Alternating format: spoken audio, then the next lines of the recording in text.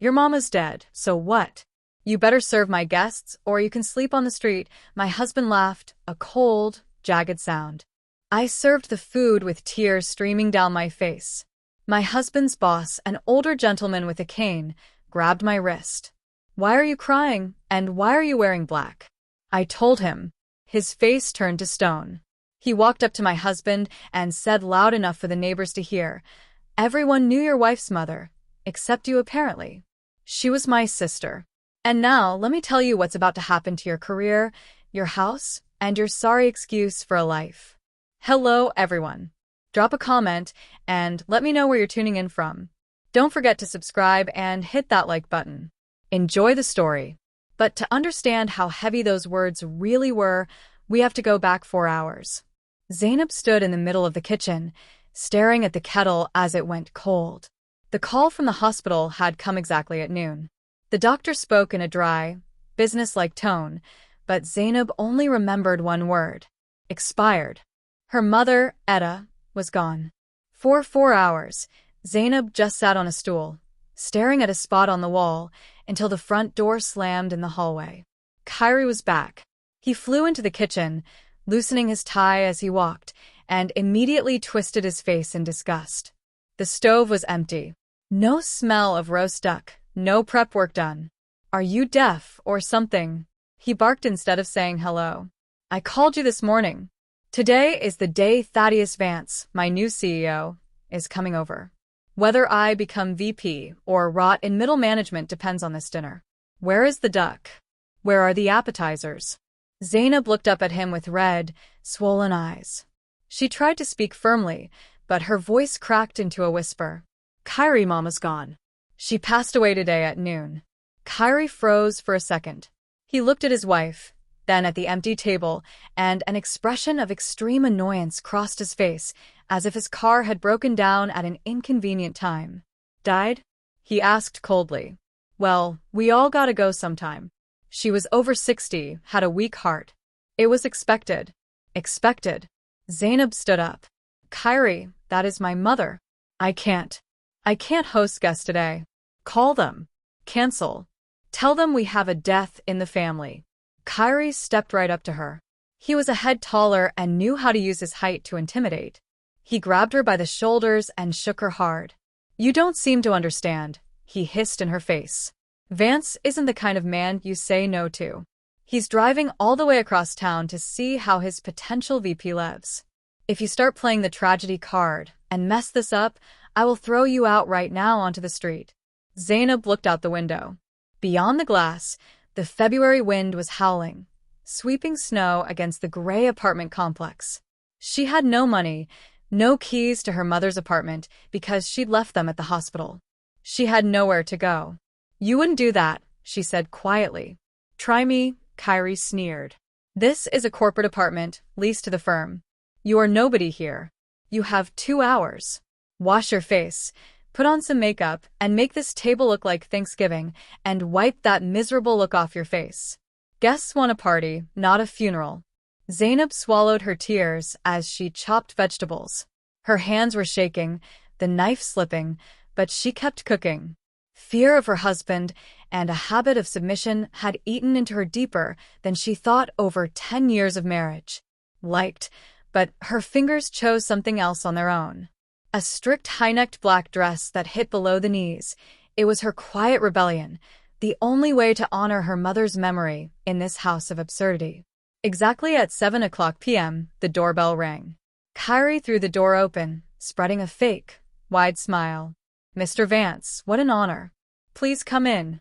A tall, solemn man of about 65 walked into the entryway. He leaned on a heavy cane with a silver handle.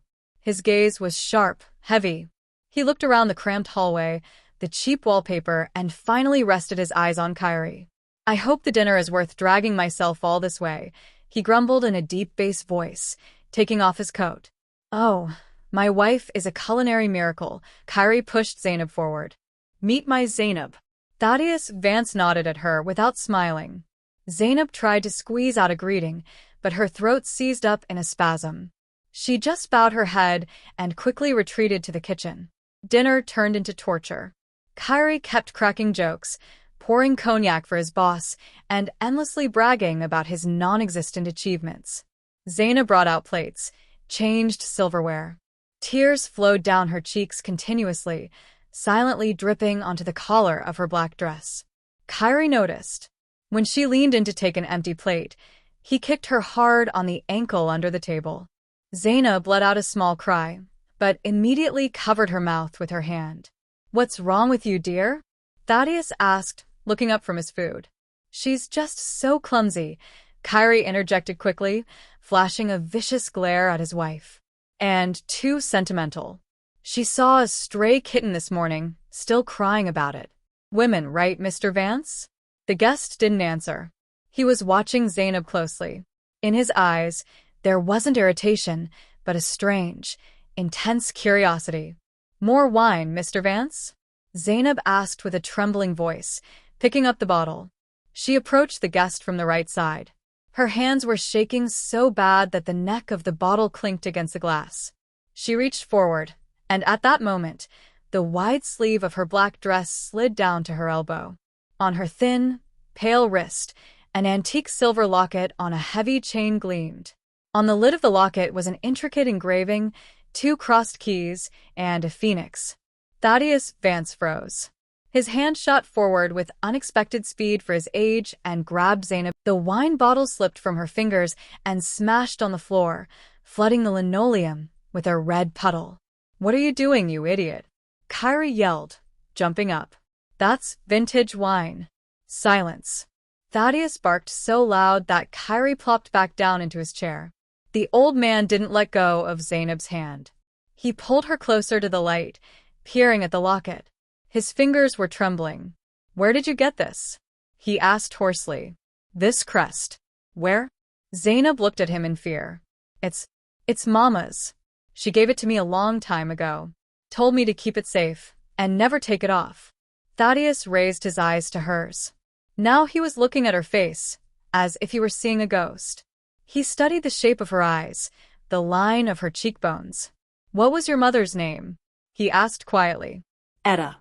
"Etta Griggs." "And her maiden name?" "I don't know. She never said. She told me she had no family except me." Thaddeus slowly loosened his fingers. He leaned heavily on his cane and stood up with effort. His face, usually flush with authority, had turned gray. "Etta," he whispered. Etta May. 30 years I've been looking for her. 30 years. He turned to Zainab, and there were tears in his eyes. "Why are you in black, child? Why have you been crying all evening? Answer me." Zainab sobbed, unable to hold it in anymore. "Mama died today at noon." A deathly silence hung in the room. You could hear the refrigerator humming. Thaddeus closed his eyes, and a single tear rolled down his cheek. Then he opened them, and a storm of rage was raging inside. He slowly turned his head toward Kyrie. Kyrie sat pale, mouth open, shifting his gaze from his boss to his wife. "Mr. Vance, I didn't know you two knew each other. She's just, you forced her." Thaddeus's voice sounded like the rumble of an approaching avalanche. "Her mother died today, my own sister, and you forced her to roast a duck and serve you like a maid." "Sister?" Kyrie squeaked. "But she's just a seamstress." "She was a Vance." Thaddeus struck the floor with his cane. "She ran away from our tyrant of a father 30 years ago to save her child." "To save you, Zainab." "She walked away from millions to live in peace." "And you?" Thaddeus stepped toward Kyrie. Kyrie pressed himself into the back of his chair. "You are not just fired, Mr. Peyton. You are finished. Tomorrow morning, no decent company in this city will even open your resume. I will personally see to it that you are sweeping parking lots for the rest of your days." Kyrie, realizing he had nothing left to lose, suddenly sneered. His face twisted with malice. "Oh, is that right? Well, both of you can go to hell. Just keep in mind, Mr. Vance, you are currently in my apartment. And you, Zainab, too. This is corporate housing provided to me by contract. Since I'm fired, I demand that unauthorized persons vacate the premises. And as for you, wifey, we'll settle this in court. Get out." Kyrie crossed his arms triumphantly, feeling like he'd gotten the last word. Thaddeus suddenly started laughing. It was a terrifying, dry laugh. He pulled his phone from his pocket, dialed a number, and put it on speaker. Legal department, this is Vance. Pull up the file on the Peyton apartment, 45, King Drive, Unit 12. Whose books is it on? The voice on the phone answered clearly and loudly. Mr. Vance, that real estate is not on the holding company's books. 5 years ago, that building was transferred to the private Vance Family Trust. According to the trust bylaws, direct heirs of the family have ownership rights. Thaddeus hung up and looked at Kyrie, who had started sliding off his chair. You didn't live here because you're a valuable employee, Peyton. You lived here because my security team has long suspected where Etta might be. And we kept this property just in case. This apartment belongs to the trust, and the sole heir of my sister is right here. Thaddeus pointed his cane at Zainab. So, it's not you kicking us out. It is Zainab who will decide right now if you stay under the roof she owns. Kyrie shifted his gaze to his wife. For the first time in years, genuine animal fear appeared in his eyes. Zainab wiped her tears and took a step forward.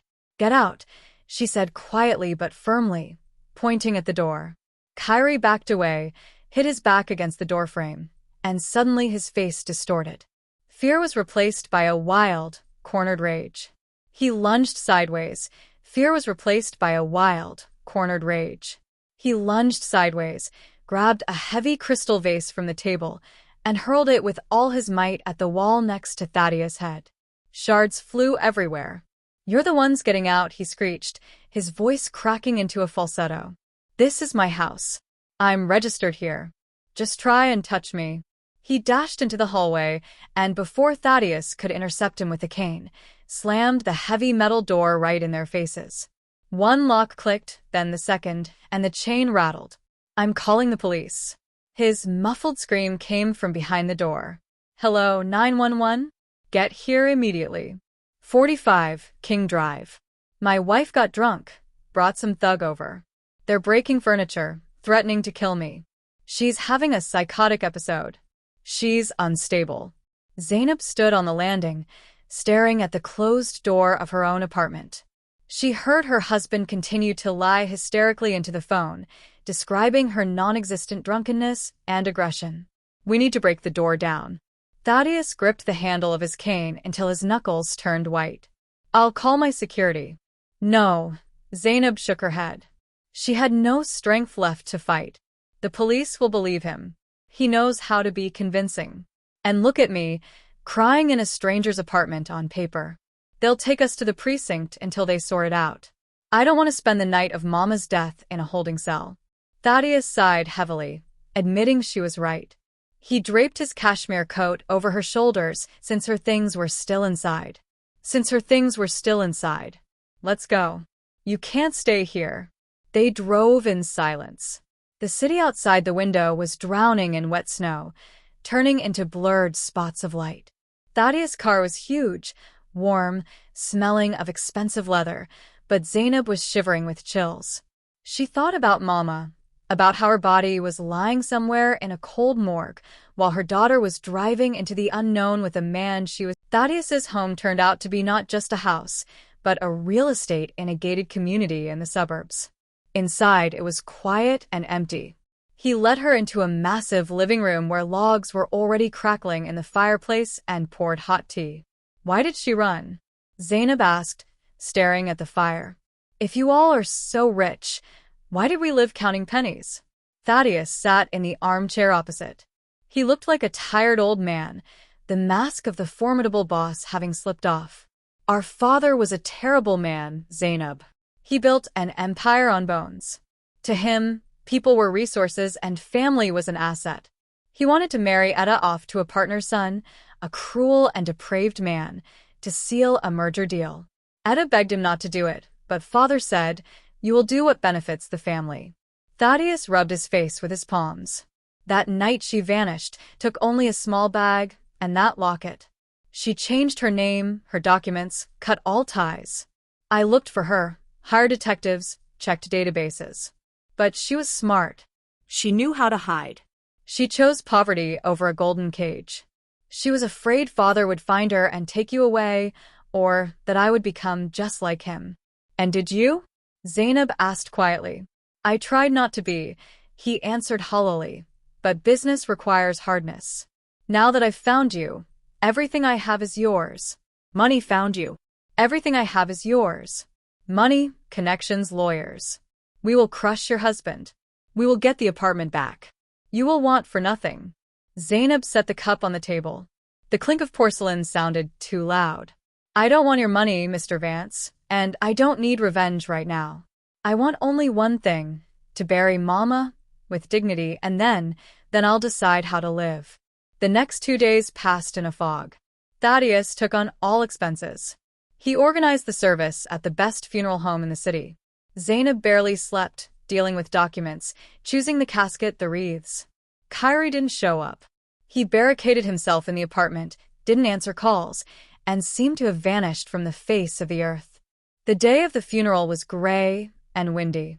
Not many people gathered at the cemetery, a few neighbors, a couple of Mama's former colleagues from the sewing factory. Zainab stood by the casket, looking at her mother's peaceful face. She seemed so small amidst the white satin. The pastor began to read a prayer. Zainab closed her eyes, listening to the monotone chant, when the cemetery silence was broken by the screech of brakes. A black SUV pulled up to the gates. Kyrie stepped out. He was clean-shaven, wearing an expensive suit he bought with money Zainab had saved for a vacation. Next to him scurried a frail little man with a leather briefcase tucked under his arm. A lawyer. Kyrie didn't look like he was grieving. He walked toward the grave with the confident stride of an owner. Stop the ceremony, he shouted loudly. People turned around. The pastor fell silent. Thaddeus stepped forward, blocking his path. You dare show your face here, he growled.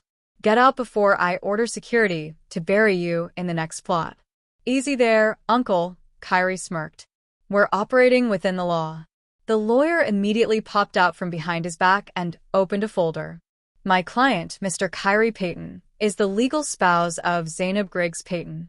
According to state statutes, he has equal rights in decision-making. But that is not the main point. The lawyer pulled out a paper with a notary seal. 3 years ago, Ms. Etta Griggs signed a general power of attorney to her son-in-law, granting him the right to manage all property and represent her interests in all matters, including burial arrangements. The POA is valid for another 2 years. Zainab stared at the paper, and her legs went weak. Zainab stared at the paper, and her legs went weak. She remembered. 3 years ago, Kyrie wanted to get a car loan, but his credit was shot. He asked to put the car in her mom's name, drove them to a notary, and slid a stack of papers in front of them. Just formalities for the bank. Sign here and here, babe. We're late. She had signed without looking. So what? Thaddeus looked at the document with disdain. This doesn't give him the right to disrupt a funeral. It does, Kyrie interjected, adjusting his tie. As my wife's mother's legal representative, I contest the burial site. I believe the cemetery is too expensive and inconvenient. I demand the process be halted and the body transferred to the city morgue until the dispute is settled. A murmur of horror went through the crowd. You monster, Zainab whispered. You want to take Mama's body? Why? Kyrie walked right up to her. He smelled of expensive cologne and cognac. It's very simple, Zainab, he said quietly so only she could hear. You are going to sign a deed of gift for your Mama's old plot of land out in Oakwood Heights, right here, on the hood of my lawyer's car, and we continue the funeral. You refuse, and your mother sits in a morgue cooler for another month while we sue each other. Zainab looked at him and didn't recognize him. This wasn't just a selfish man. This was an enemy. The land? She asked, confused. That overgrown lot with the shack? It's just rotting wood and weeds. Why do you want it? It's worth nothing. Kyrie smiled smugly. That's none of your business. Maybe I want to grow tomatoes. So, what's it going to be? You signing, or is Mama going back into the cold? Thaddeus, standing nearby, suddenly frowned. He whipped out his phone and quickly typed something. Oakwood Heights, Lot 34, he muttered, looking at a cadastral map. His face changed. He looked up at Kyrie, and in his eyes there wasn't just contempt, but an understanding of the scale of the villainy. "Ah, you little vulture," Thaddeus drawled. "What is it?" Zainab asked. Thaddeus turned the phone screen to her. "Zainab, he isn't planning to grow tomatoes.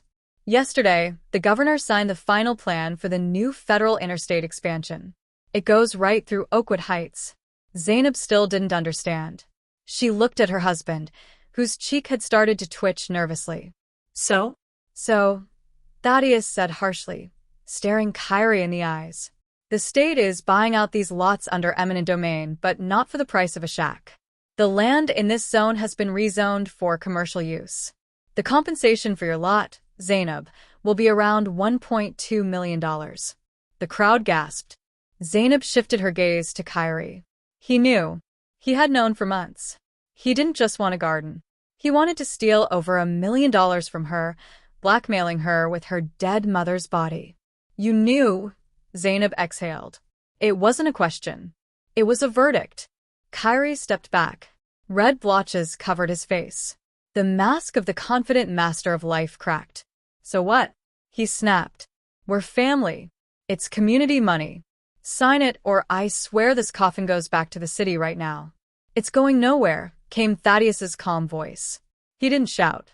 He just made a hand signal, and two sturdy men in black overcoats who had been standing by the cars silently approached Kyrie and his lawyer. "Your document is worthless trash," Thaddeus said to the frail lawyer. "A power of attorney can be revoked in a split second." Zainab, say it. Zainab straightened up. For the first time in days, she felt not pain, but a cold, ringing rage. "I revoke the power of attorney right now in front of witnesses." Kyrie's lawyer turned pale and snapped his folder shut. "In that case, we have no legal grounds to interfere. Mr. Peyton, we'd better go." "What?" Kyrie screeched. "Who are you listening to? "I pay you." Do something." But Thaddeus' guards had already gently but firmly taken them by the elbows. "The service continues," Thaddeus announced loudly to the pastor, "and these gentlemen, please escort them to the gate." Kyrie tried to break free, shouting curses, yelling that he would sue everyone, but his voice was drowned out by the wind. A minute later, the black SUV peeled out and disappeared around the bend. The funeral proceeded peacefully.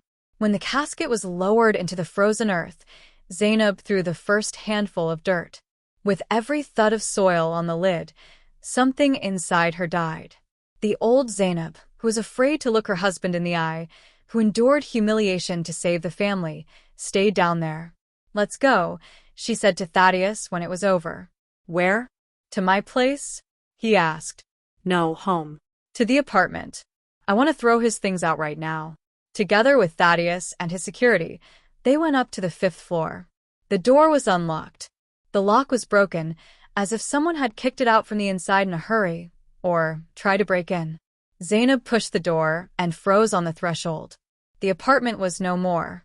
Or rather, it was no longer a home. It was a battlefield. Furniture overturned, wallpaper in the hallway torn in strips. Shards of dishes, clothes, books lay on the floor. The TV was gone. The laptop, too. Kyrie had taken everything of any value, even the microwave. "Lord," Zainab whispered, stepping over a pile of laundry dumped out of the closet. "He was looking for cash or documents," Thaddeus stated, surveying the destruction. "Or he just wanted to hurt you." Zainab walked into the kitchen.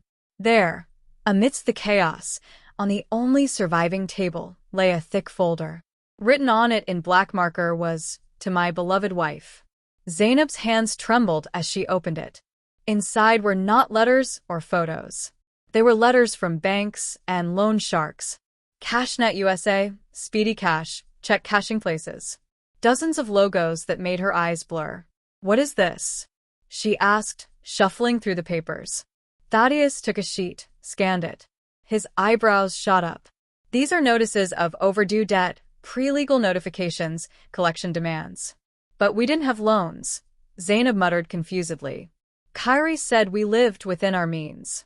"Look at the borrower's name, Zainab." She lowered her gaze.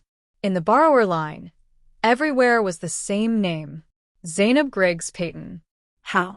She dropped the folder. Papers scattered across the floor. I didn't take anything. I haven't been to a bank in 5 years since I changed my card. The power of attorney, Thaddeus said grimly. The same one you revoked today. He used it not only to blackmail you with the funeral. He's been taking out loans in your name for years. Thaddeus took out his phone and called his lawyer. Half an hour later, they were sitting in the wrecked living room while the lawyer, having accessed the databases via tablet, dictated the terrifying numbers. Total debt amount, $150,000, not counting late fees and penalties. Loans were taken out over the last 3 years. First from major banks, then, when the credit score tanked, from predatory lenders at insane interest rates. Zainab sat with her head in her hands, $150,000.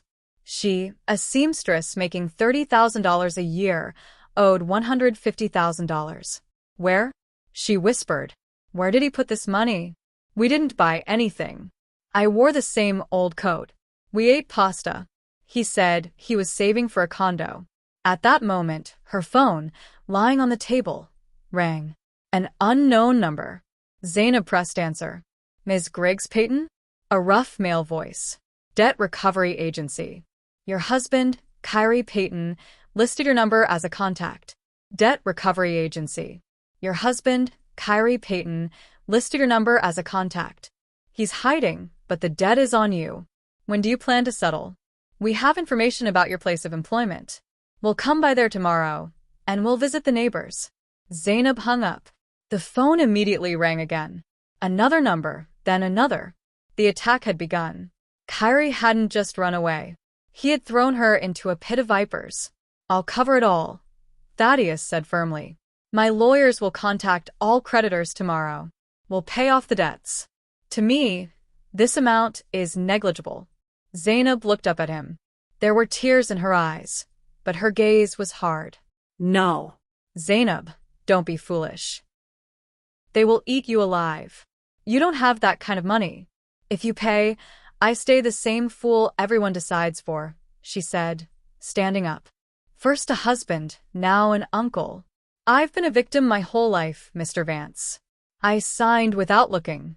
I endured. I believed. Enough. She walked to the window. The wind flapped a torn curtain. I need to understand where the money went. I need to find him. This is my business. Thaddeus looked at her with respect. All right, then let's look at the statements. The lawyer had already accessed the account activity. The lawyer turned the tablet toward them. Rows of transactions scrolled on the screen. Look, cash withdrawals were rare, mostly transfers. Regular large sums, $2,000, $5,000, $10,000, all to the same account. Who? Zainab asked. Recipient, Lachey Williams. Zainab frowned. The name seemed vaguely familiar. Lachey. Lachey? That's his secretary, she remembered. He said she was just an assistant. A gray mouse, as he put it. The lawyer quickly typed the name into a search engine. Well, regarding Gray Mouse, I'd argue that, he chuckled. He opened a social media page. Looking back at them from the screen was a glamorous woman in furs, posing in front of the Eiffel Tower. Expensive restaurants and beauty salons. Lachey's Luxe Bar, the lawyer read. Elite Beauty Salon downtown, opened 2 years ago. Owner, Lachey Williams. Thaddeus whistled. That's where your $150,000 went, Zainab. Your husband wasn't gambling. He was building a business for his mistress. With your money. Zainab stared at the photo. On one of the shots, taken at the salon opening, Lachey was cutting a red ribbon, and in the background, in the shadows with a glass of champagne, stood Kyrie. He was smiling like he never smiled at home, happily and proudly. She zoomed in on the photo. Lachey was wearing a necklace, the very same one Kyrie claimed he was saving for, showing Zainab pictures in magazines and promising to get it for their anniversary. Sorry, babe. Prices went up. Couldn't do it, he had said then. Rage, cold, and calculating finally displaced the fear. Zainab took the tablet and checked the salon's address. Finally displaced the fear. Zainab took the tablet and checked the salon's address. 10 Peachtree Street, she read. What are you going to do? Thaddeus asked. Zainab walked to the mirror in the hallway. It was cracked, but she saw her reflection. Pale face, black dress, hard eyes. I'm going there. I want to look into this business lady's eyes. I'm taking back what belongs to me. She turned to Thaddeus. Mr. Vance, I need your help, not money. I need a good auditor right now. We're going to this salon, not to cause a scene. We're going to conduct an inspection of my investments. The auditor arrived in an hour. It was a strict woman in glasses with a folder of documents. Together with Thaddeus and his security, they headed downtown. Lachey's Luxe bar shone with glass display windows, marble, gold leaf, huge chandeliers. Everything screamed of luxury paid for by Zainab's tears. She pushed the heavy glass door and walked in. The receptionist, seeing two security guards, turned pale and reached for the panic button, but Thaddeus shook his head. I wouldn't advise it, he said calmly. We're here for the owner. Lachey came out of her office a minute later.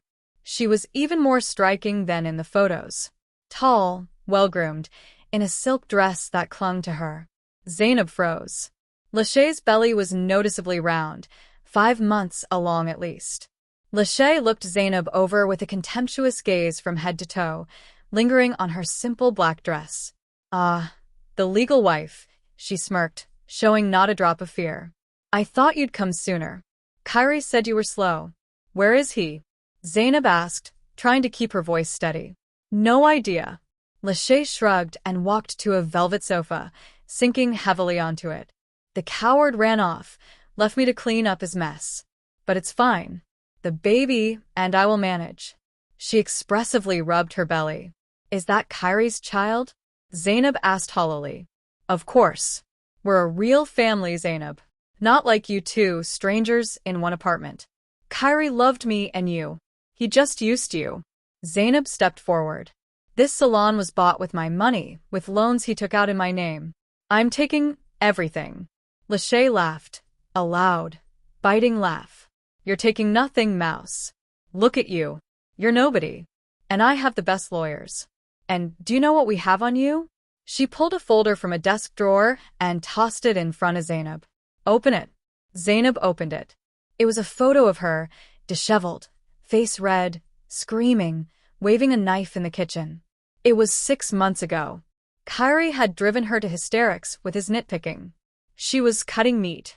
He started yelling. She turned with the knife in her hand, crying. Turns out he was filming. Wife in a state of affect threatens to kill husband, Lachey commented.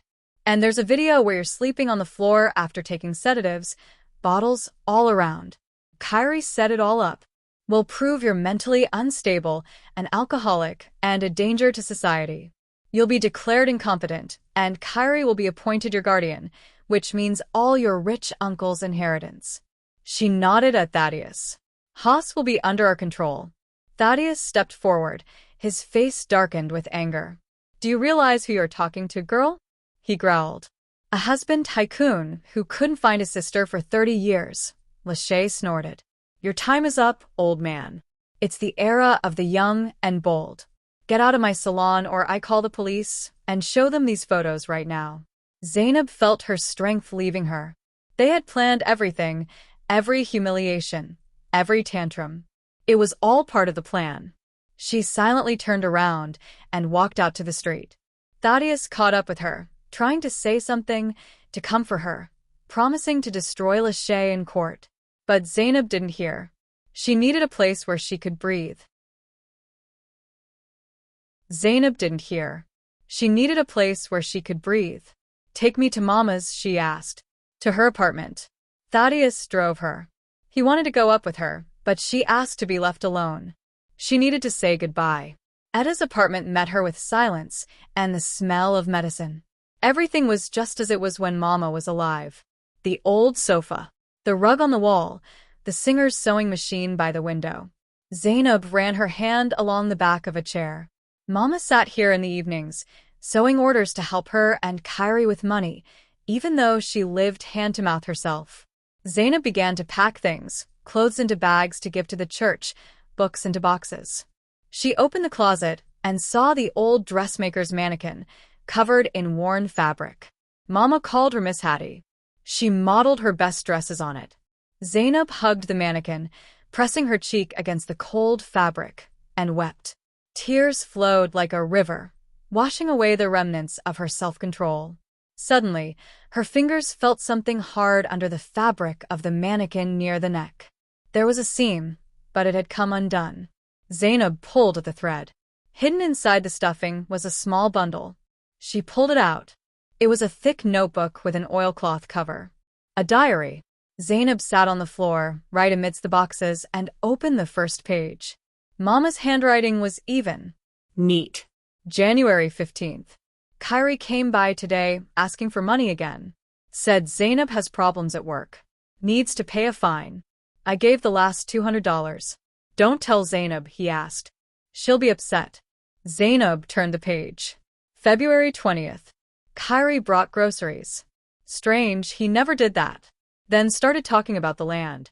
Says sell it, everything's rotting there anyway. I said, no, it's a memory of Zainab's father. We met there. March 10th. Kyrie was yelling. He was scary. Said I'm a stupid old woman sitting on a memory of Zainab's father. We met there. March 10th. Kyrie was yelling. He was scary.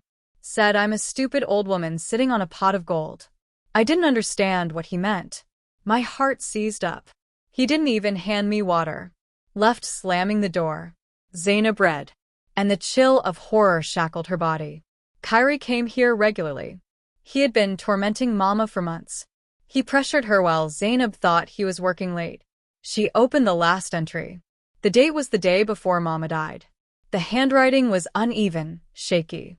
Letters jumped, as if Mama wrote in a hurry or felt very ill. April 12th. He was here again. Brought me new heart pills. Said he bought imported ones, expensive because he cares.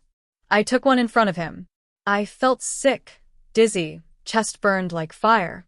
He watched and smiled so strangely, like a wolf. When he went to the bathroom, I looked at the bottle. The label was re-glued, crooked. I saw him pouring something in the kitchen while I looked for my glasses. Lord, he wants to kill me. I'm scared to call Zainab. He said if I make a peep, something will happen to her. If I die, daughter, know this wasn't my heart. Check the blue bottle in the medicine cabinet.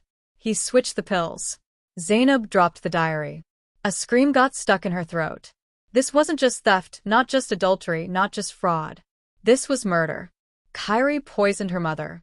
He systematically, cold-bloodedly killed a human being to get hold of land for a highway construction. Zainab jumped to her feet and rushed to the bathroom. The medicine cabinet hung over the sink.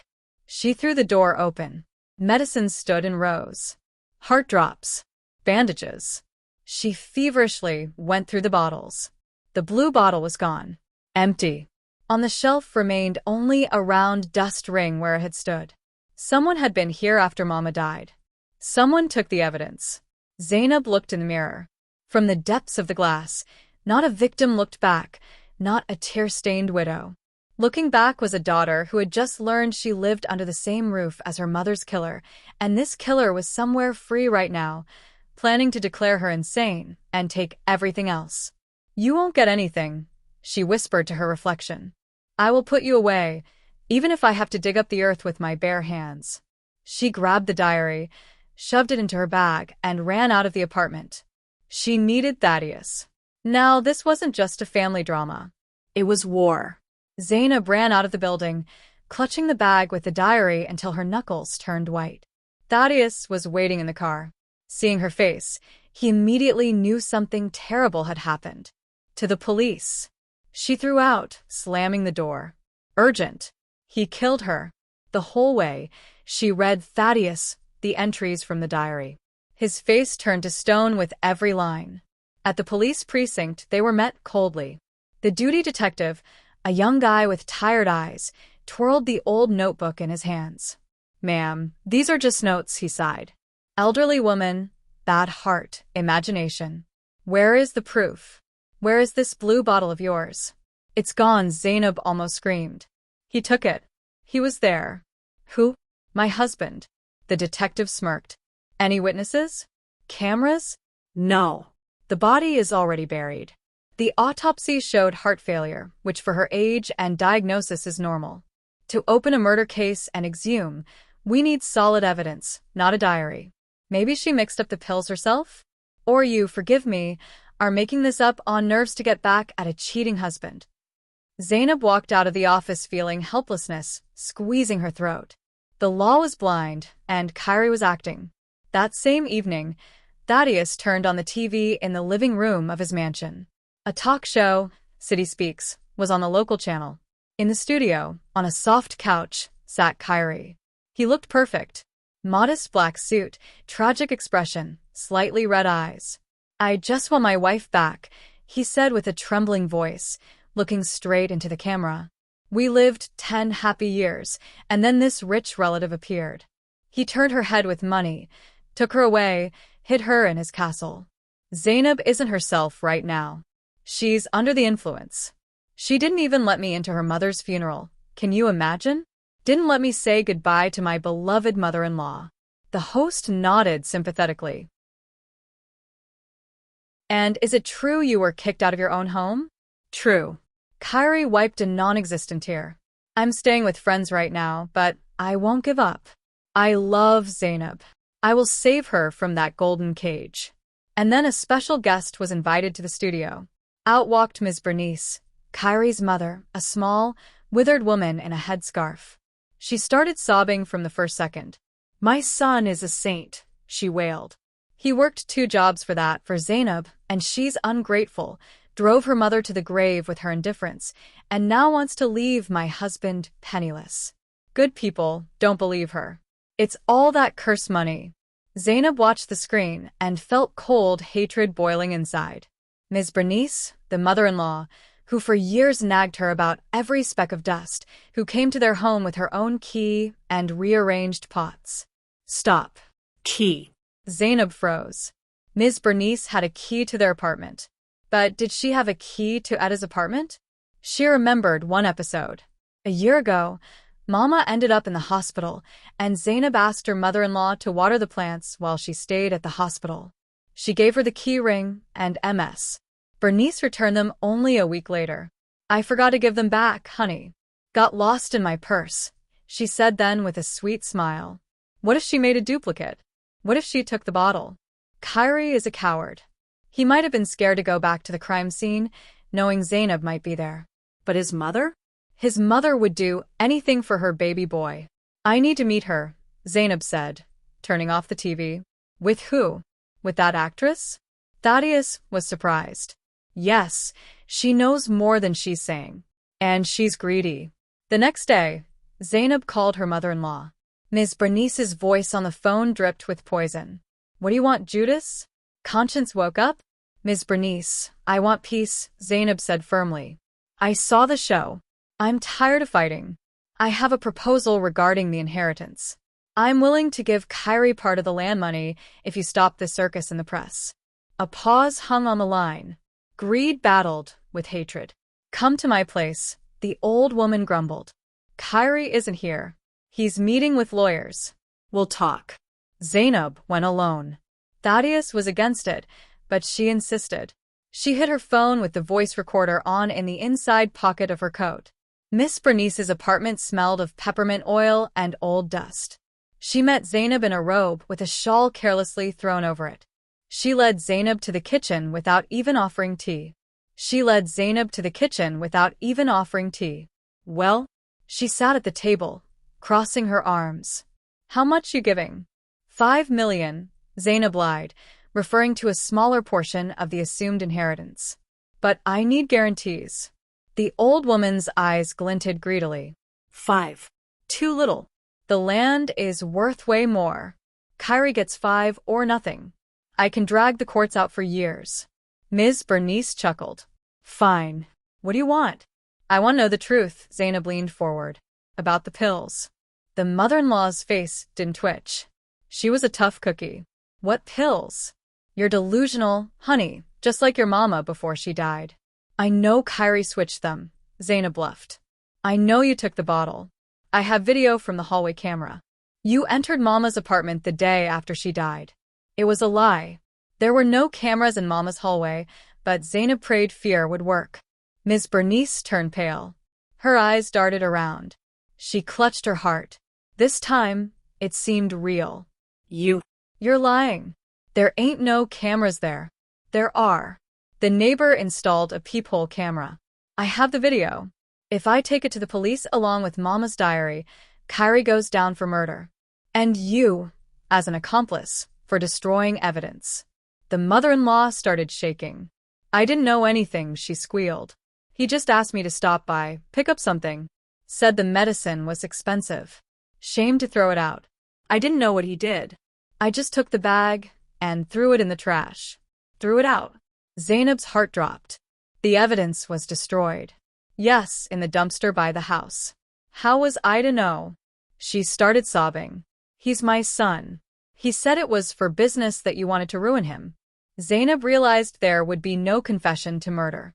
The old woman would claim ignorance. But she needed something she could hit Kyrie with, something that would destroy his alliance with Lachey. Fine, Zainab said, changing tactics. Let's say I believe you. But tell me one thing. Why does he need all this? He has Lachey now, a baby on the way, a new family. And here Miss Bernice's face twisted. The malice she had been hoarding suddenly found an outlet. She hated Lachey even more than Zainab. Family, she snorted. What family? That painted hussy? She's milking him like a cow. The baby. Uffed. What's wrong with the baby?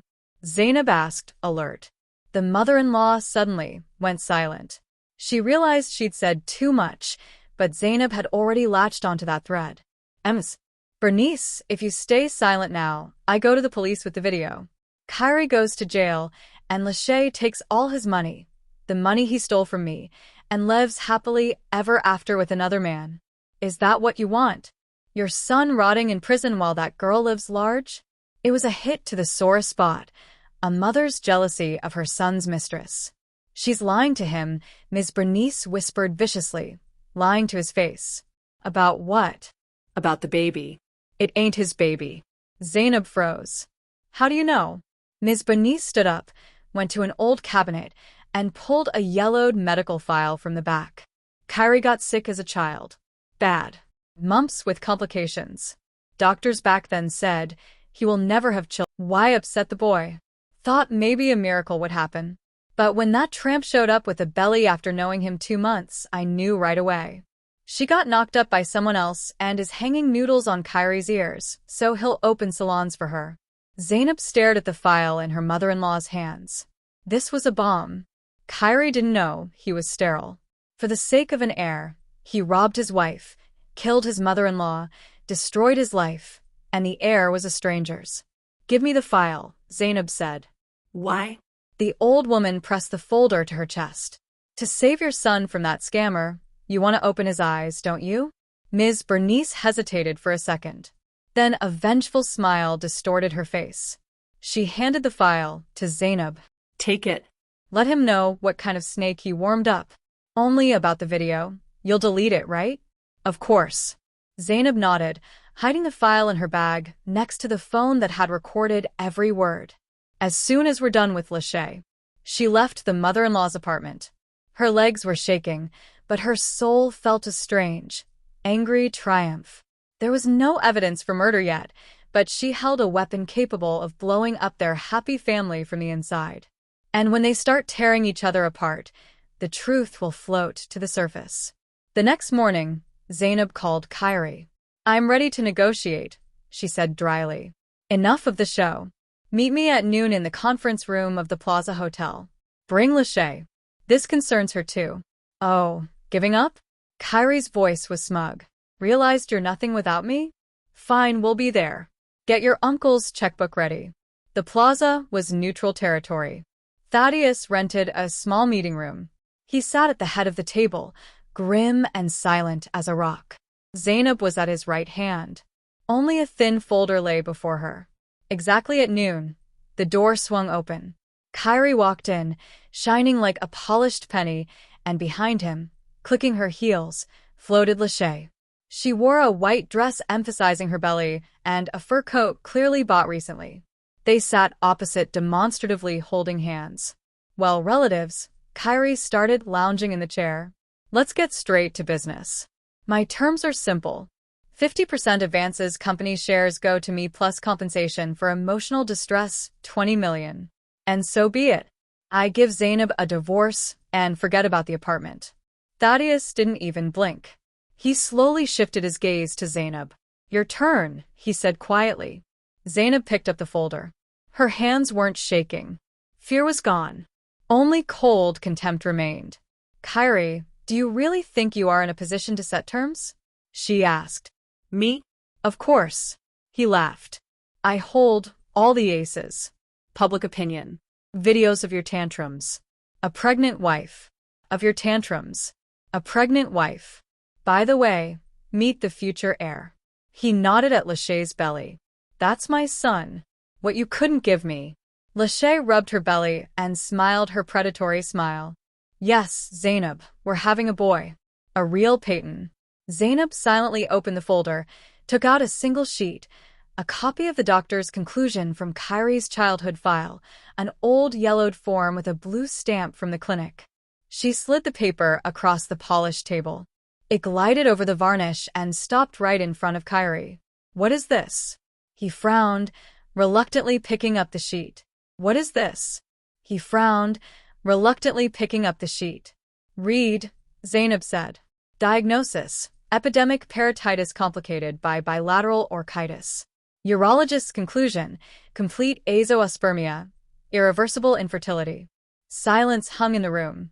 You could hear the air conditioner working. Kyrie read. His lips moved. He reread the lines over and over, as if they were written in a foreign language.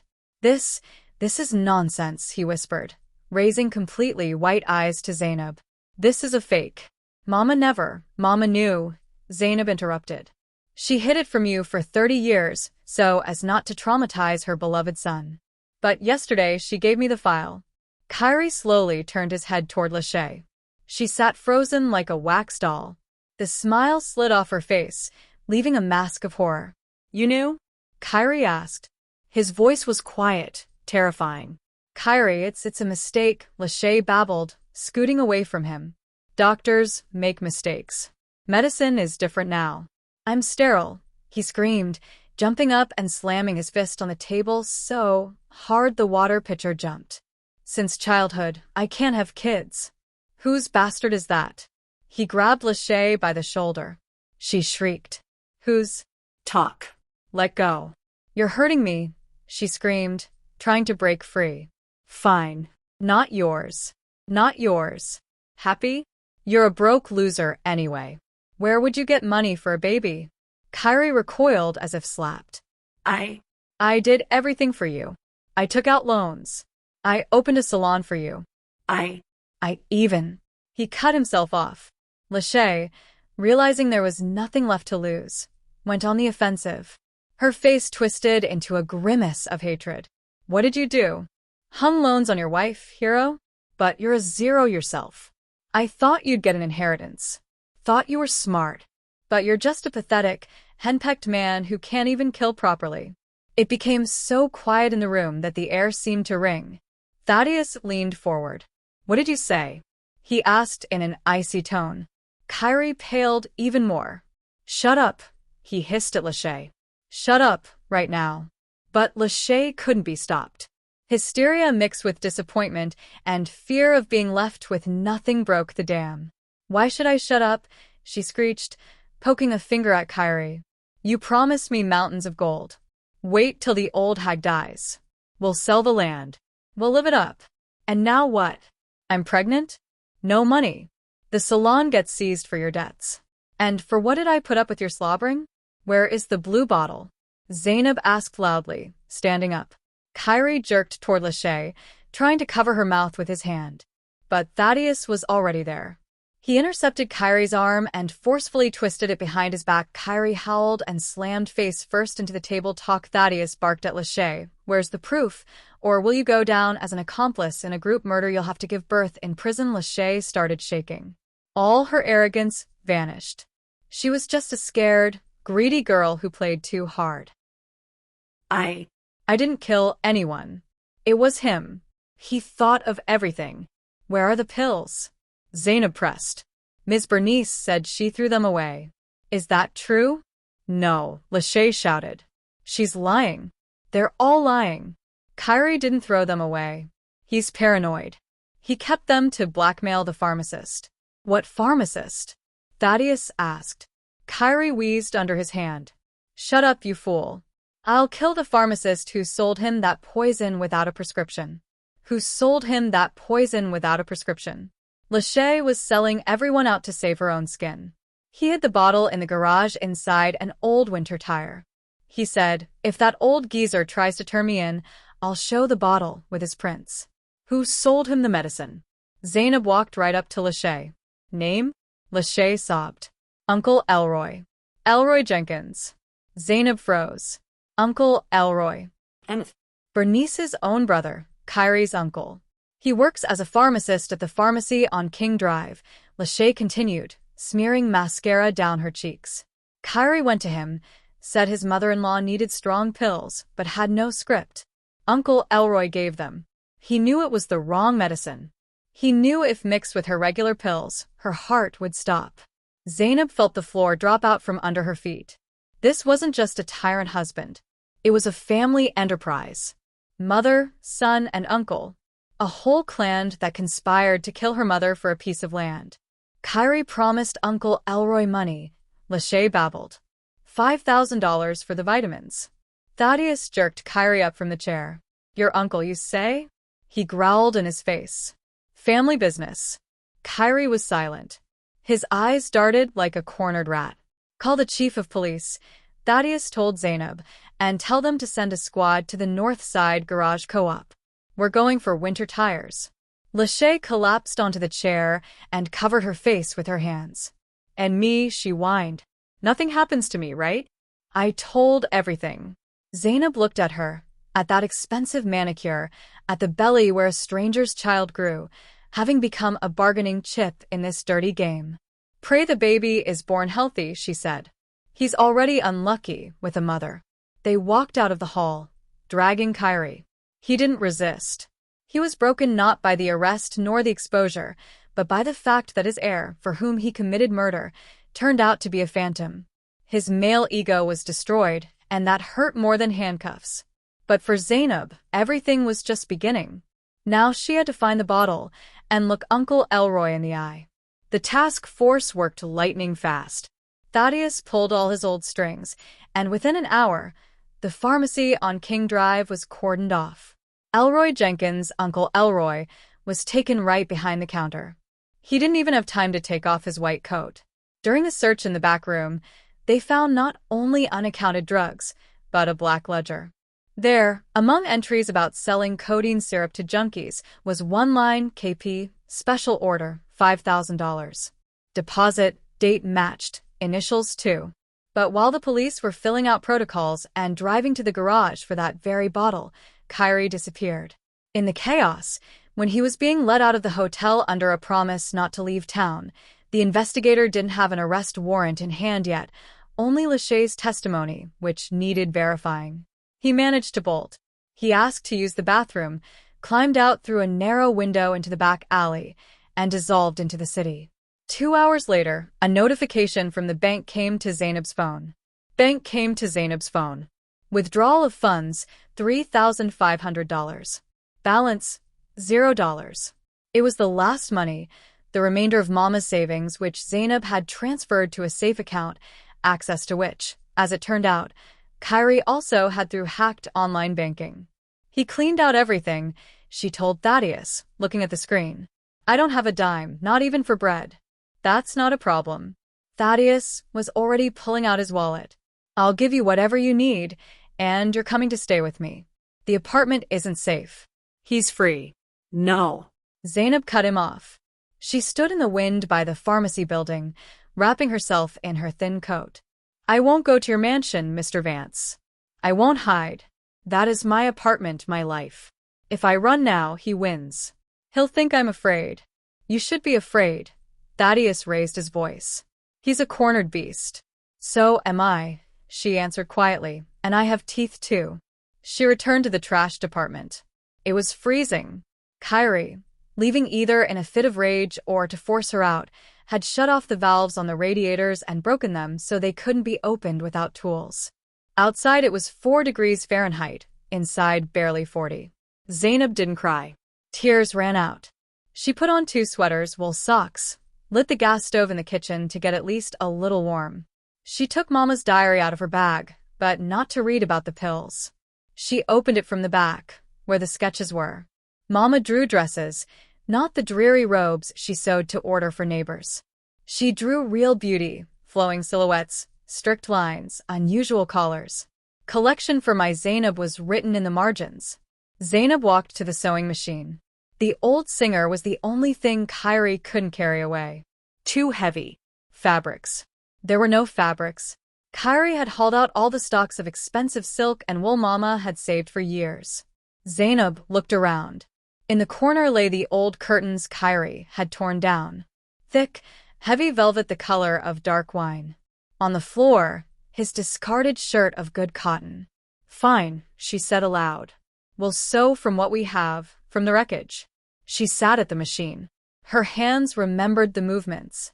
The scissors cut the fabric with a predatory crunch. She cut not by rules but by instinct.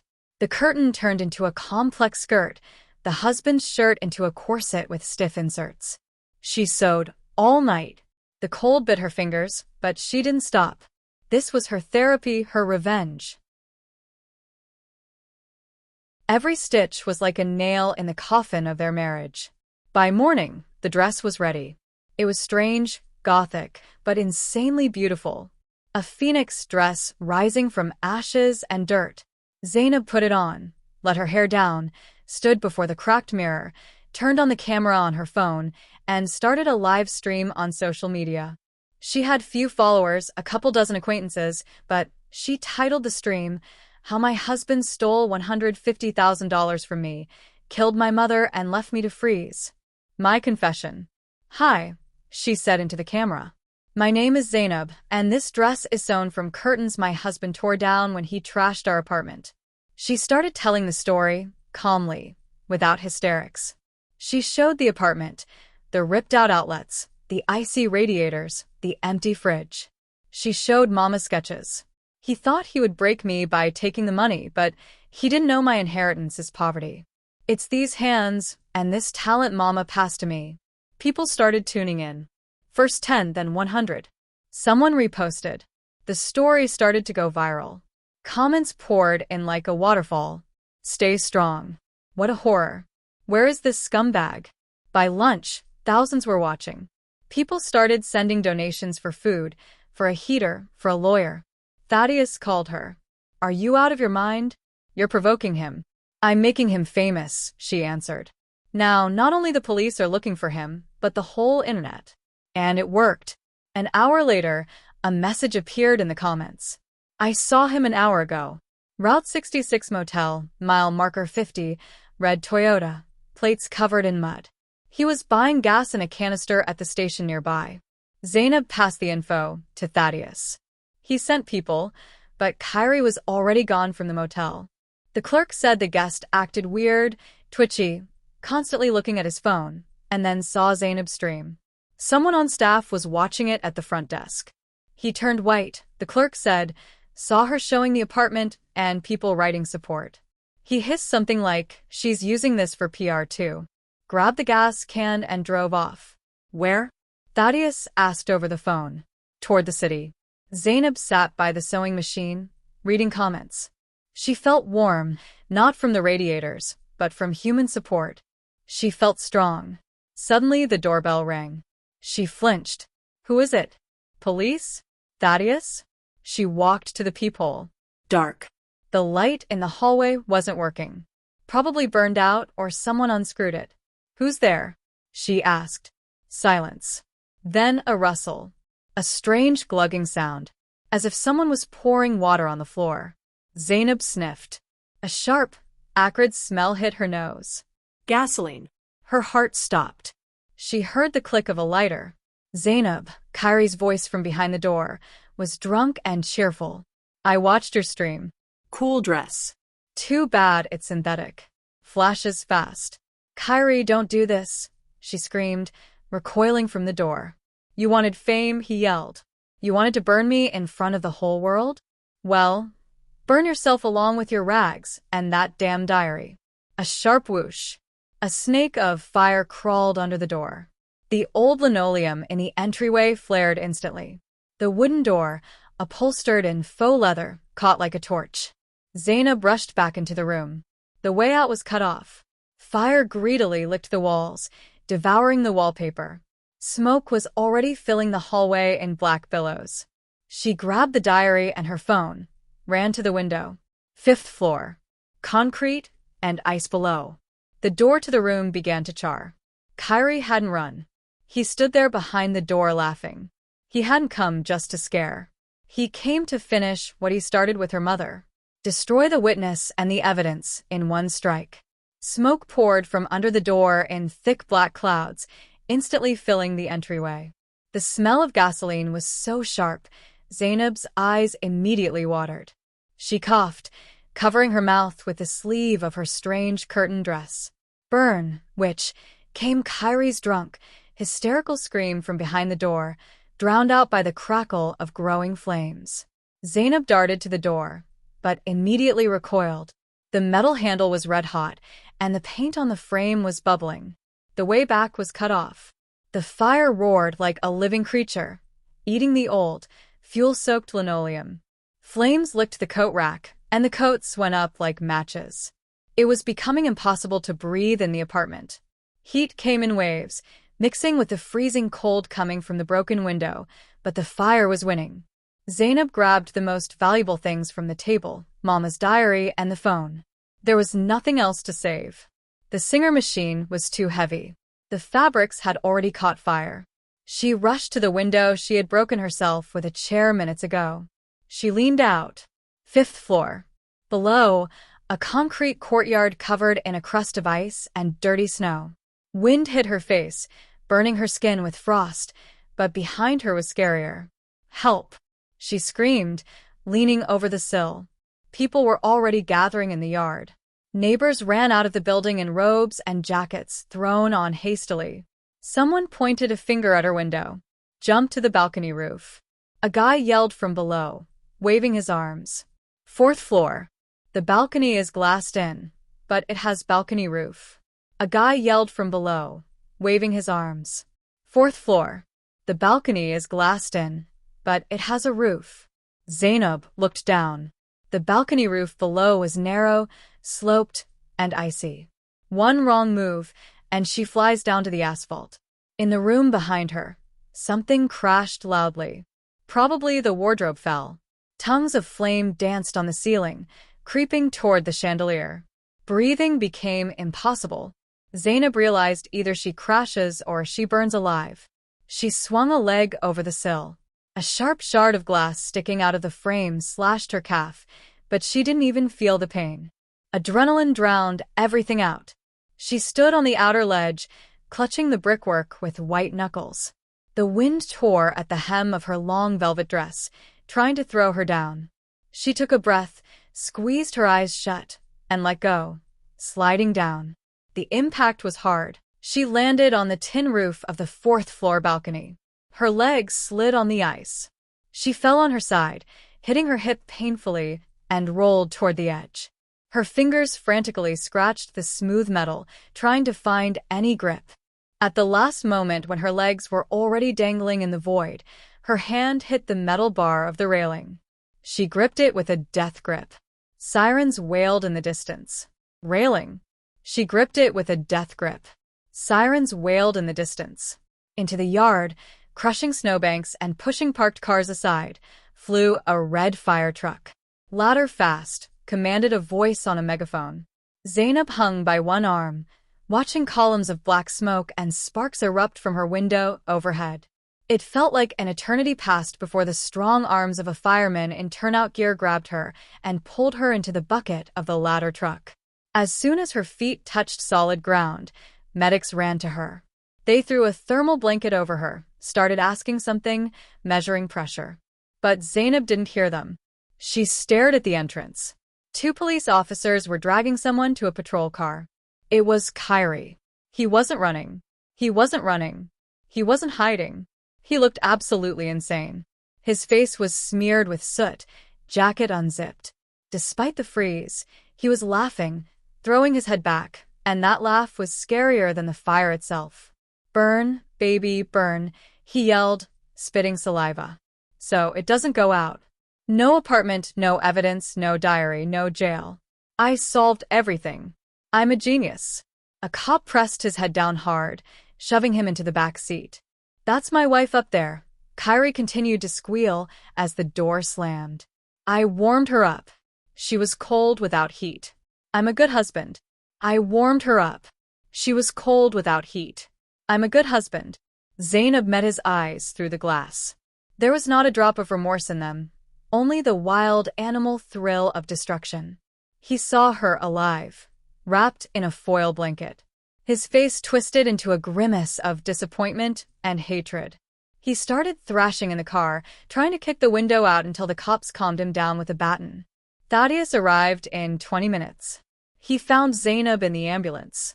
She sat clutching the saved diary, smelling of smoke. "How are you?" he asked, his voice trembling.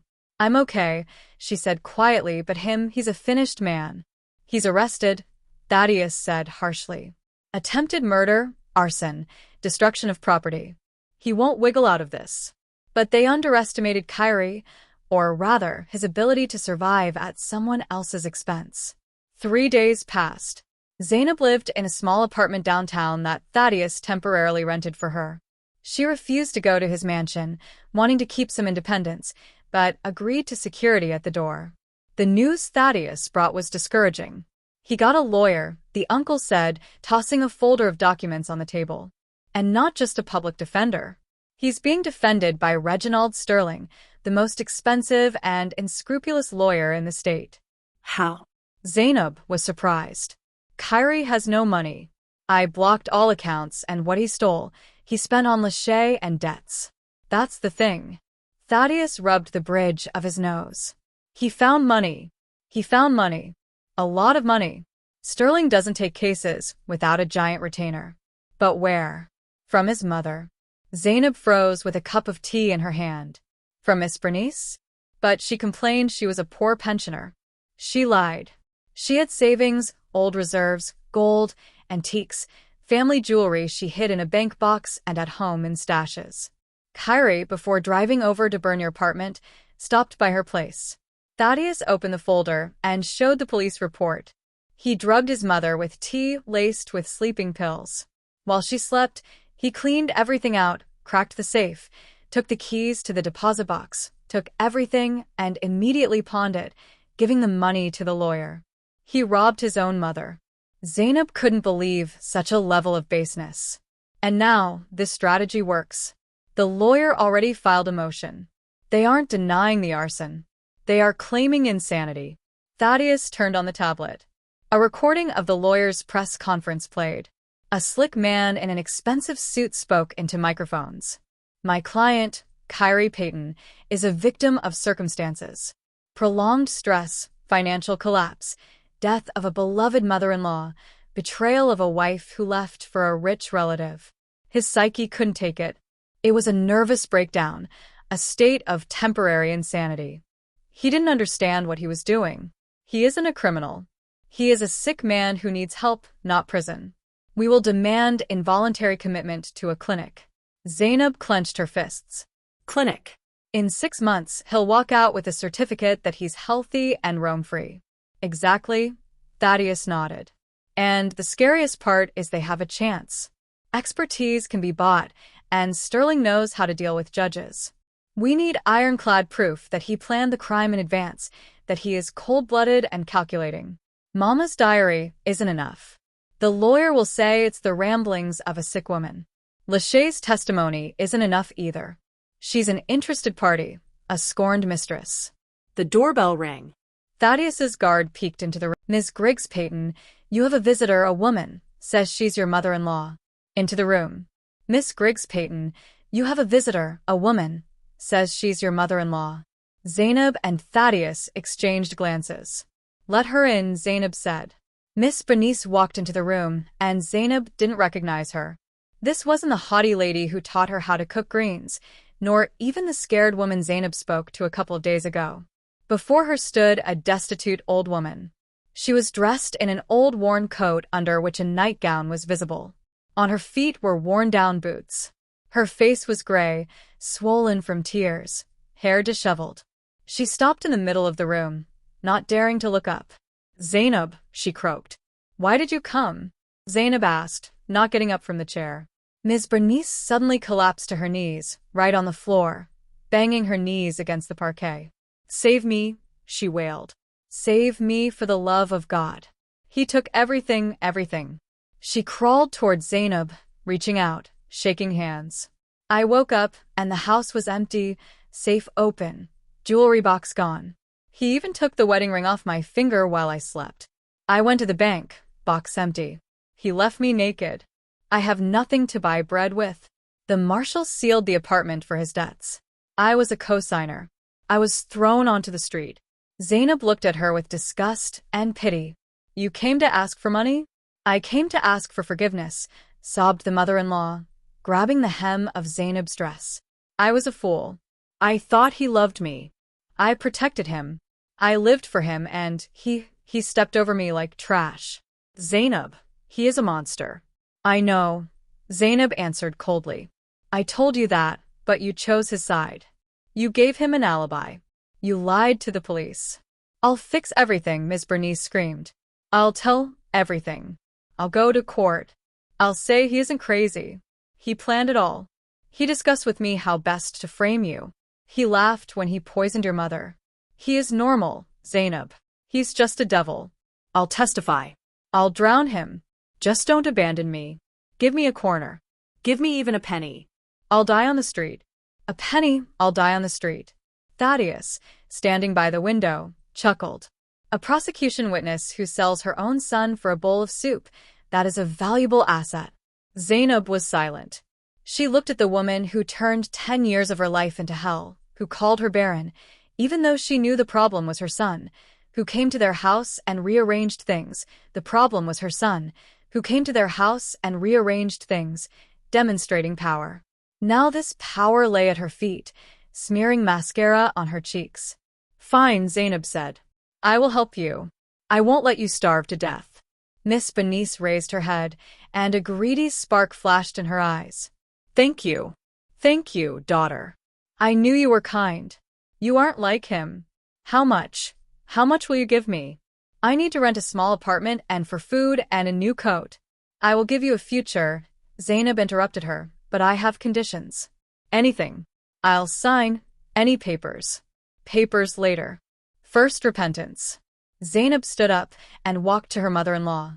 "We're going to the cemetery to Mama right now. Mr. Vance will bring a camera. You will stand before her grave and apologize. You will tell everything. How you knew about the pills. How you helped your son hide evidence. How you hated us. You will say it not to me, but to her. The dead one." Ms. Bernice started shaking. "On camera? But everyone will see. My friends, neighbors." "You have no more friends and neighbors," Zainab said harshly. "You only have a choice. Either you do this and I ensure your life, or you walk out into the cold right now, and I won't lift a finger when you freeze in an alley." "I agree," whispered the old woman, lowering her head. The drive to the cemetery passed in silence. Ms. Bernice huddled in the corner of the leather car interior, teeth chattering. Zainab looked out the window at the gray city. There was no gloating in her, only a cold necessity to finish the job. At the cemetery, it was windy. Etta Grigg's fresh grave mound was dusted with snow. The wooden cross stood crooked. The earth had settled. Thaddeus turned on the camera on his phone. "Get on your knees," Zainab ordered. Ms. Bernice plopped into the snow. She didn't care. She was cold and scared. "Speak to Etta." "Etta Griggs." "Etta," whined the old woman, looking at the photo on the cross. "Forgive me, wretch that I am. I am guilty before you. I knew Kyrie wanted to drive you from this world. He told me, Ma, gotta remove the old lady. Land is expensive. And I stayed silent. I thought, money is more needed for us." Zainab stood over her like a judge. "Louder. About the pills." "I knew about the pills," shouted Ms. Bernice, choking on tears. He came to me, bragged, said, "Uncle Elroy gave me poison. Tomorrow it all ends." I didn't stop him. I was even glad. Lord, forgive me. I raised a monster. He is sane. He understood everything. He is a calculating snake. Put him away. Put him away for life. She banged her forehead on the frozen ground, dumping all the dirt she had hoarded for years. It banged her forehead on the frozen ground, dumping all the dirt she had hoarded for years.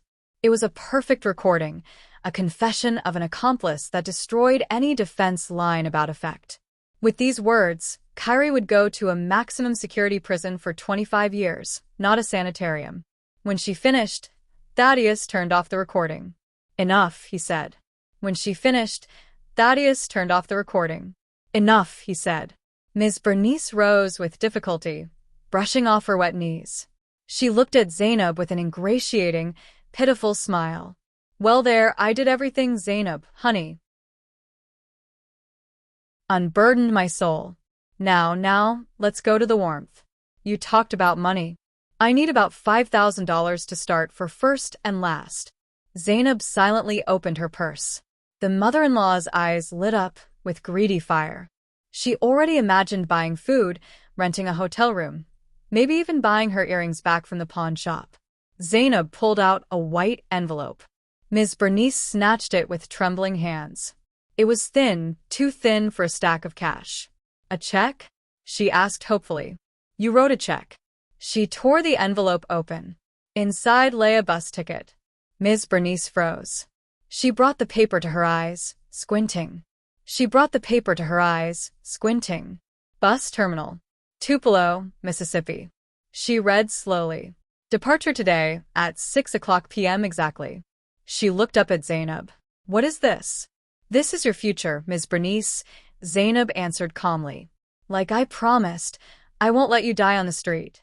In Tupelo, that's a long ride from here, stands my great-grandmother's old house. It's been empty for 5 years, but the walls are sturdy. There's a stove, wood in the shed, a well in the yard." "The country?" whispered the mother-in-law, pale. "Middle of nowhere? Without amenities? A roof over your head? And the money?" she shrieked. "You promised to provide for me. I provided you housing." Zainab's voice was hard as steel. "I didn't promise you money, not a cent. You didn't earn it. You drank my blood for years. You helped kill my mother. You betrayed me. You betrayed even your son when he stopped being profitable to you. I won't go." Ms. Bernice threw the ticket into the snow. "I won't survive there. I am a city woman." Give me money. "You are obligated. You're rich now." Pick up the ticket, Zainab said. "It's your only chance. The bus leaves in 2 hours." "You witch!" yelled the old woman, rushing at her with fists. "You tricked me." Thaddeus intercepted her arm, not letting her touch Zainab. "Quiet, citizen," he said. "You have a choice. Either you take the ticket and go atone for your sins in the sticks, or I hand this recording to the district attorney right now, and you go down as an accomplice in premeditated murder. That's 8 to 20 years. In prison, believe me, conditions are worse than in a village with a stove." Ms. Bernice went limp. She realized the trap had snapped shut. She had talked herself into a sentence, and now her freedom depended only on the mercy of this woman she so despised. She slowly, sobbing, sank into the snow and picked up the ticket. "Damn you," she hissed, looking up at Zainab. "Bus station is that way." Zainab pointed to the cemetery gates. "Walk, it's good for your health." She turned and walked to the car. The wind blew the hem of her coat. She felt no pity, only huge relief. The last thread connecting her to the past was cut. "To court," she told Thaddeus, getting in the car. "Now we have everything to destroy Kyrie." The car pulled away, leaving the lonely figure of the old woman in the middle of the cemetery alley. Snow began to fall harder, covering the tracks. 6 months passed. The courthouse was surrounded by journalists. This case became the loudest trial of the year in the city, the case of the Black Widower, as the papers dubbed it. Zainab stepped out of Thaddeus Vance's car. Camera flashes blinded her, but she didn't even blink. She wore a deep burgundy pantsuit sewn from her own sketch. Perfect cut, rigid shoulder lines, high collar. She no longer looked like a victim. She looked like a queen walking to a coronation. The courtroom was packed. When Kyrie was brought in, a whisper went through the rows. He had deteriorated badly over these months in county jail. Gaunt, lost weight, black circles under his eyes. His expensive suit hung on him like a sack. He scanned the room with a hunted look, seeking support, but saw only cold faces. Lachey wasn't there. She left town the day after the scandal, realizing there would be no money. His mother wasn't there either. She was sitting in a remote village, without phone service. Zainab stood at the witness stand. Dennis. Griggs Peyton, tell the court what happened, the prosecutor asked.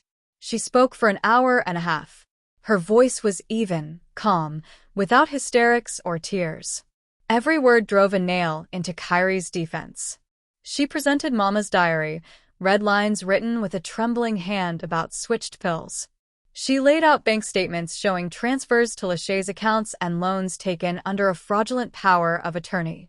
She showed the video of the fire, where Kyrie laughs in front of the burning door, and finally, the main ace was played, the video from the cemetery, Ms. Bernice's confession. Dead silence hung in the room when the words of the defendant's mother sounded from the screen. He is sane. He is a calculating snake. He planned the murder. Kyrie in the cage covered his face with his hands.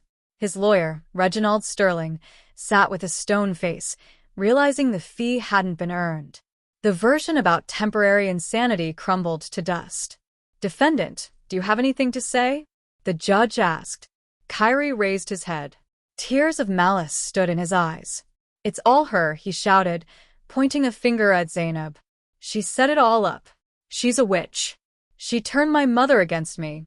She stole my life. The judge banged the gavel. Sentence will be pronounced now. 25 years.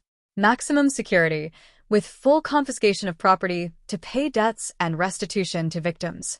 When the bailiffs led Kyrie out, he tried to spit in Zainab's direction. His spit landed on a guard's boot, for which he immediately got a jab in the ribs. Zainab watched this without emotion. She felt no joy, only fatigue, and the understanding that the page was turned. After the trial, Thaddeus invited her to a restaurant. Zainab, I'm proud of you, he said, raising a glass. You went through hell and came out a winner.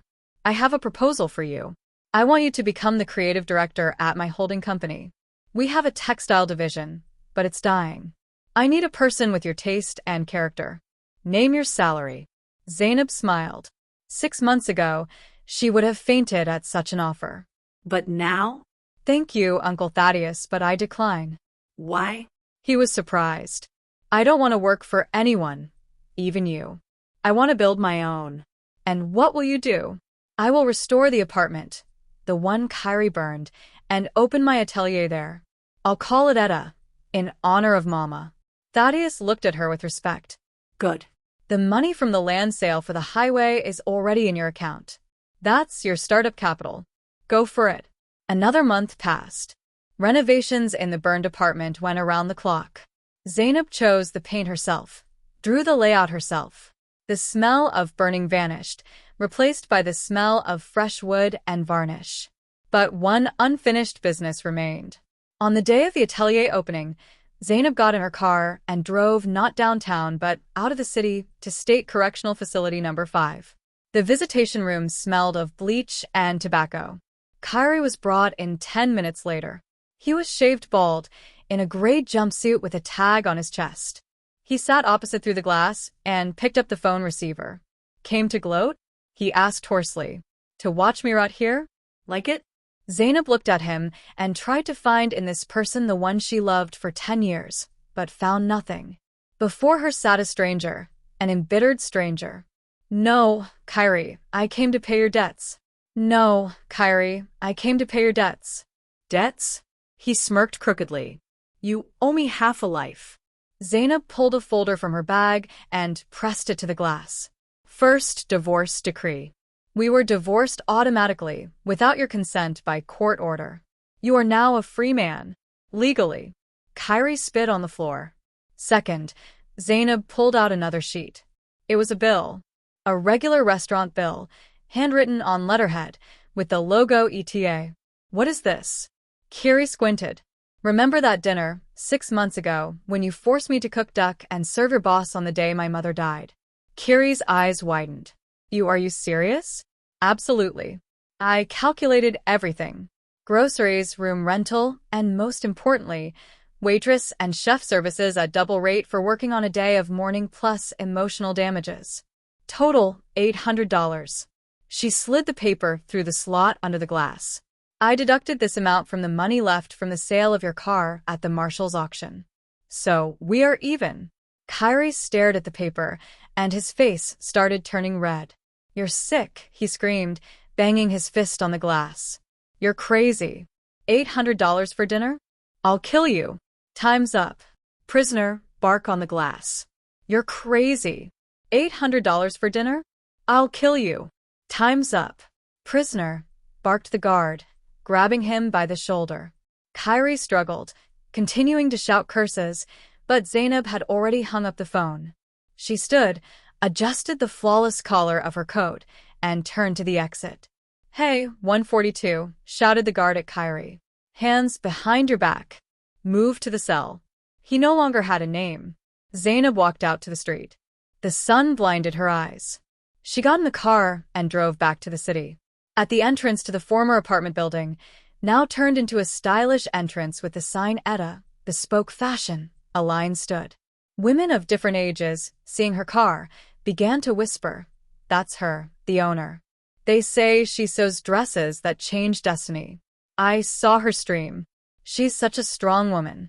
Zainab got out of the car. She smiled, not with that timid smile she used to try to please her husband, but with the smile of a winner. She cut the red ribbon. Welcome, she said. We are open. She walked inside into her new world, where there was no place for fear, humiliation, and people who don't know how to love. Kyrie remained in the past, wiped away like a stain of dirt from the hem of a royal dress. And ahead was life her own. Well, friends, that's the story. Heavy, right? But I think very instructive. While reading, I kept thinking, did Zainab do the right thing? On one hand, it's harsh, sending the mother-in-law to a remote village, putting the husband away for 25 years, and even handing him a bill at the end. Some might say revenge. Others might say justice. Because think about it. They didn't just hurt her. They tried to destroy her. Morally, financially, even physically. Kyrie killed her mother, torched the house. The mother-in-law covered for a killer for money. Can such things be forgiven? Can you turn the other cheek when you're stabbed in the back? I think Zainab did what she had to. She didn't take revenge in a dirty way.